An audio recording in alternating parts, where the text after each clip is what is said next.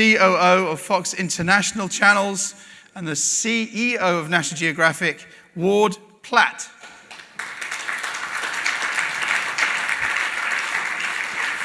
Jasper. Good to see you. You take the black one, I think. I'm kind of it. So then you get the camera and I don't. We're used to being Fox Sports, the biggest name in the room, but I feel very itty-bitty after listening to Sebastian Coe. I remember watching him win his Olympic medals, and anyway, the upside is I got to meet him this morning, and now I'm sitting in his chair, so pretty exciting. Well, I can't believe I scheduled us after them. We've got to follow that. All right. So listen, we started at Star TV around the same time. You're a couple of years later maybe, and since then you ran Nat Geo in the region. Then you were the president of Star TV as it was then, and then now you're the COO of Fox International. You're the CEO of National Geographic, and I'm interviewing you. Where did it all go wrong? No, I remember we were talking about that this morning. I think 97, I started working at Star. You had been there a few years earlier, but it's been a great ride, and great to be coming full circle back here, and appreciate the chance to be here. I think that it is a funny role being Fox International Channels and also National Geographic, but I think when done right, there's nothing better in television than live sport.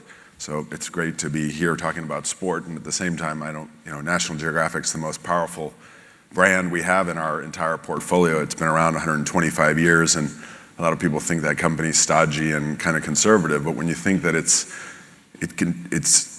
more widely consumed and a more well-known brand today than it's ever been in its entire history. So it's a pretty special organization and special brand. So I feel incredibly lucky. You've got the fun job. Exactly. But you're commuting between here and LA, right? So some questions for you. 2 years ago, as everyone knows, ESPN Star Sports split. A lot of it ex-ESPN Star Sports employees here today. What have Fox done since then? What have Fox Sports done since the breakup? Well, we made a concerted effort starting about 3 years ago to invest more in live sport for the reason I mentioned at the beginning. We just knew how powerful it was in television, and so we bought over 100% of the Fox Sports Pan-American sports business in Latin America, which we were a joint venture in before, and made a good success of that. At the same time, we bought out ESPN of the ESPN Star Sports joint venture. And then we bought the EMM business, now called Fox Sports Eredivisie, in Netherlands, launched in Italy, launched in Japan. So we've made a real global effort over the last 2 years to go hard into the sports category internationally. We were already there in a little way, but now we're going much bigger. And here in Asia, we've done the rebrand, obviously, originally from ESPN to Fox Sports, and now recently to Fox Sports 2, and Fox Sports 3, where sport goes boom. I think it's an effort to be a little less highbrow and get down and dirty a little more into people's lives and something they can relate to. So it's been fantastic. We're now very focused on the content side of that business. I think you all know we've done a big Bundesliga deal for multiple years. It starts next August. We just renewed, which is big news, we just renewed our Wimbledon relationship, which is over 20 years. We just renewed that for another 6 years. I think that announcement's going out today here. You heard it here first.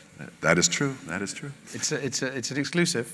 Yeah, very exciting. And then Formula E and some other big global partnerships. But the real focus now is to go local.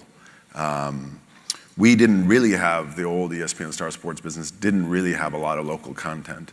And recently, this year we started CPBL, the pro baseball in Taiwan, which was exclusive for 20 years to Videoland. We just began broadcasting 2 teams this year, and that's doing fantastically well.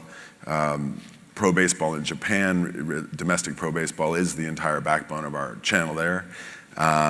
We've got some PBA now in the Philippines, which we never had in the past. Badminton, international badminton, but where Indonesian players do very well. We secured those rights for Indonesia and have been doing local commentary with great result there on the channel. So we're really pushing heavily into the local sport. I think a great example would be what our sister company Star has done in India. They launched the Pro Kabaddi League, which is, I don't know if anyone knows what kabaddi is, but it involves basically, it's a sport with a ball where you have to yell kabaddi, kabaddi, kabaddi while you demonstrate. get the ball. Yeah, no. it's challenging. But it's amazing. They've done it indoors with uniforms, and the response has been huge.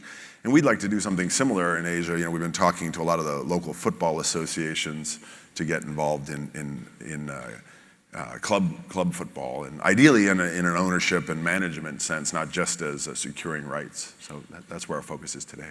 So when we talked about this before, we talked about there was you had some interesting thoughts and opinions on your local acquisition strategies and development strategies. Do you want to talk a little bit more about that? Because you're not just acquiring the rights, right?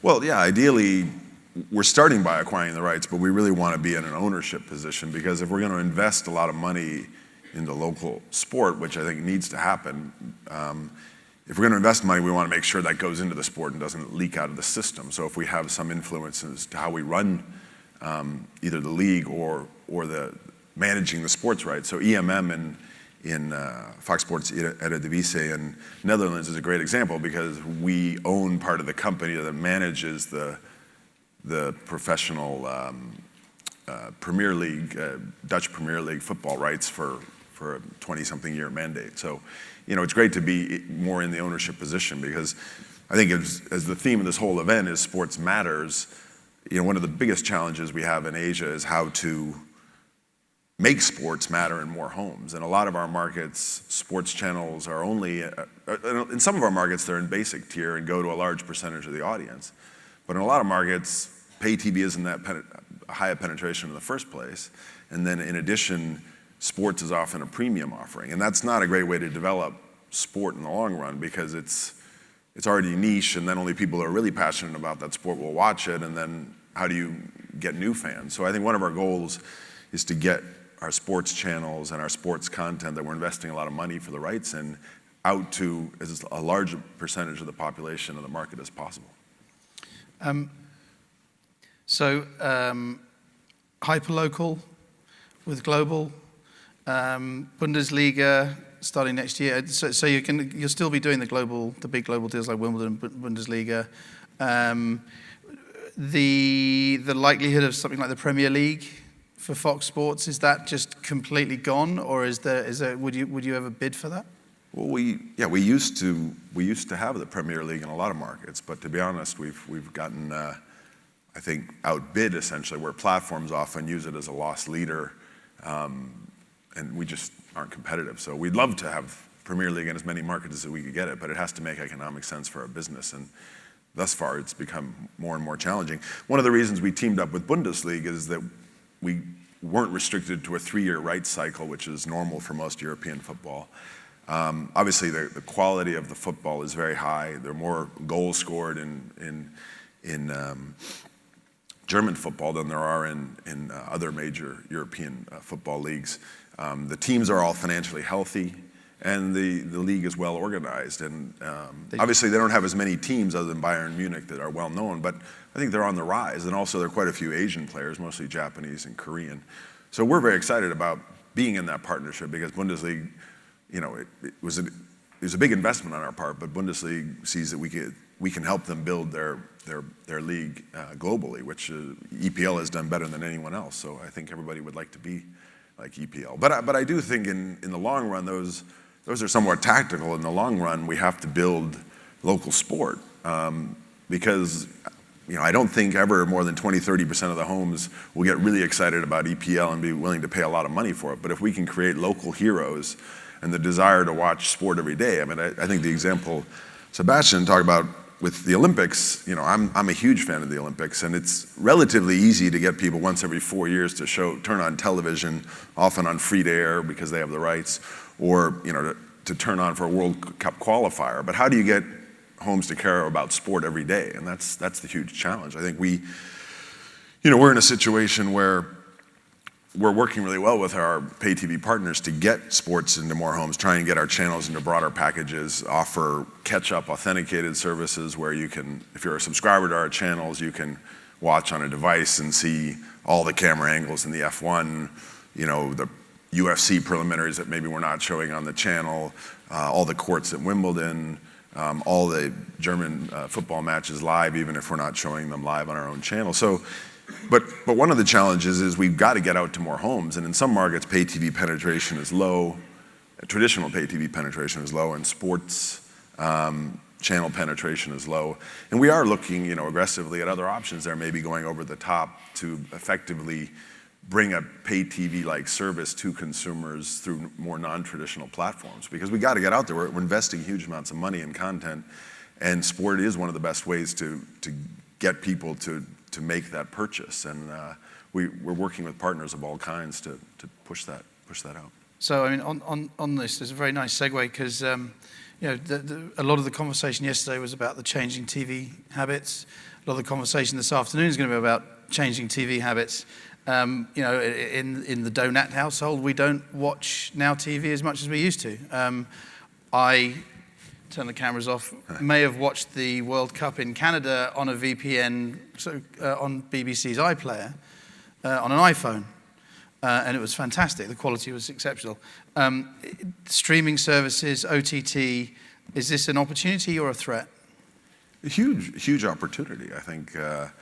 Obviously, if we stand still and insist on the old metrics and the old way of doing business, we're going to die. But we did an analysis, I think, of our top 13 markets around the world. In those 13 markets, which include big countries like Brazil and Germany and Indonesia and big markets, there are 100 million households in those 13 markets that have a broadband connection but don't have pay television. So if we can bring our content to those 100 million households, whether it's through a traditional pay TV platform that uses broadband technology to deliver it, or whether it's a new non-traditional OTT SVOD type platform, we need to get into those 100 million homes, and there used to be giant hurdles to getting there, physical hurdles. You needed a wire to the house, a different wire to the house. You needed a set-top box. Now you don't. We can get there. So it's a huge opportunity, and we have not only live sport, which is super powerful, but we've got other great Hollywood movie content, Chinese content, National Geographic content, and many other genres. And if we put all that together with other great content providers out there, there's no reason we can't get to those 100 million homes with a compelling product that maybe is less expensive than it used to be. So it's a great time of opportunity. So do you have services around the world that you've launched, OTT services? We only have a little bit in sport. In the Netherlands, we have an OTT product. So if you can actually subscribe to Fox Sports Eredivisie just through an OTT service. You don't have to go through the bundle. But it's obviously you have to price it carefully, and you don't want to irritate your existing partners. So you have to do that decision very carefully. But I think it's not like in the United States where 80-90% of the households have pay TV, so you have to be extremely careful. In a lot of markets, 10-20% of the households have pay TV. So we have to think very carefully about how we're going to get to the rest of the consumers. Ideally, we want to work with our existing partners, and they helped us get to where we are. And but yeah, we have some other SVOD, National Geographic in a few markets you can subscribe standalone, but in most cases you have to authenticate. We also have partnerships like in the Middle East with OTT platforms like IC and others where you can get branded destinations, so you can go to the Fox section of IC and see The Walking Dead. You can go to the National Geographic section and see Cosmos and so forth, all on demand. So we're already getting our brands into the OTT and SVOD space. But I think we're less likely to want to go B2C as much as B2B. We can wholesale our brands and our content through partners. That's what we're good at. That's what we do today. We just work with traditional pay TV platforms. But in many cases, there are not less traditional platforms we can work with to get that content and those brands out to consumers. So I don't see us jumping into the B2C space because other than Netflix, and there's lots of reasons for that, it's hard to build a B2C OTT SVOD brand, and I think we're much better suited to move faster and more successfully if we go to partners who already have the relationship with the consumer, which is no easy feat to secure. You started talking about some of the other channels that fall under Fox. Where does sports sit with Nat Geo or movies or general entertainment? Is it the driver? Is it just part of the bouquet? Well, I mentioned at the beginning, National Geographic is actually our strongest brand. We do brand trackers and stuff. It's a hugely strong brand, and it's a great brand to retain subscribers and people consume it regularly, but it's not necessarily the best one to get people to make a purchase. I think sports is very good at that. Of course, the Hollywood entertainment content, if we can bring it to the consumer, as they say, day and date, if you can bring it within hours of the US broadcast before it's rampantly being consumed in a pirated way on the internet, then that's a very powerful tool as well. But I do think the changing way in which people are consuming media and the obviously piracy risks of broadband internet, live sport is more powerful than ever, and I think that's why you see in markets like the US and UK, Australia, where sport is relevant to 80-90% of the people, you see the rights fees going up further and further, because at the end of the day, that is one thing that people have to have, and it's very hard to find an alternative way. You can pirate live sport as well, but it's a little more challenging for a variety of reasons if you have a lot of streams simultaneously. But I would say sports is getting more and more powerful, and that's why we invested 3 years ago heavily. It's a harder business to make money in sports, as we know, because unless you get into the ownership cycle, which is why we're very focused on ownership and more management control of local sports, because if we're always beholden to the rights holder, and the price goes up every 3 years, it's very hard to make a good commercial business out of that. But it certainly does help us drive the rest of our portfolio, and we have absolutely no regrets. In fact, we want to invest even more in sport and get more local. We mentioned yesterday, I'm not sure you were here, over half of the attendees here this week are from the buy side, and you're probably the biggest, I just thought about this, you're probably the biggest buyer here of sports content in this part of the world. There are half the people in this room are on the sell side. What are you looking to buy? I know you touched on some of this earlier, but if you had the checkbook in your pocket now and people wanted to come and pitch you, what are you looking to buy for Fox Sports in Asia Pacific? I would say local sport content is probably our biggest focus now in Asia. We have great teams, in our local markets. We have 14 offices around Asia. So it was the local teams in Taiwan that helped get the deal done with the CPBL. It was the local teams in Manila that helped get the deal done with the PBA.